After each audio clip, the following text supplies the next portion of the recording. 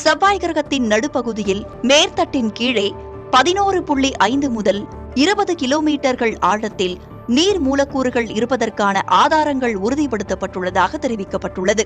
செவ்வாயின் உட்புறத்தின் 5 கிலோமீட்டர்கள் வறண்ட பகுதிகளாக இருப்பதாக இந்த ஆய்வு தெரிவிக்கிறது.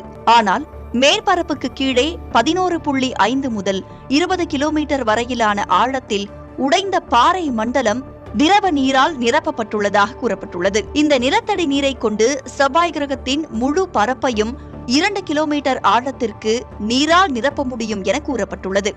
உயிர்கள் வாழ்வதற்கு தண்ணீர் அவசியம் என்றாலும் செவ்வாய் கிரகத்தில் இருக்கும் நிலத்தடி நீர் சுமார் 11 கிலோமீட்டருக்கும் கீழ் இருக்கிறது. செவ்வாய் கிரகத்தில் உயிர் வாழ்வதற்கான எந்த ஆதாரமும் இந்த ஆய்வின் மூலம் கண்டறிய முடியாவிட்டாலும் குறைந்தபட்சம் கொள்கை அளவில் உயிரை தக்க வைக்கக்கூடிய ஒரு இடத்தை அடையாளம் கண்டுள்ளதாக நாசா விஞ்ஞானிகள் தெரிவித்துள்ளனர்.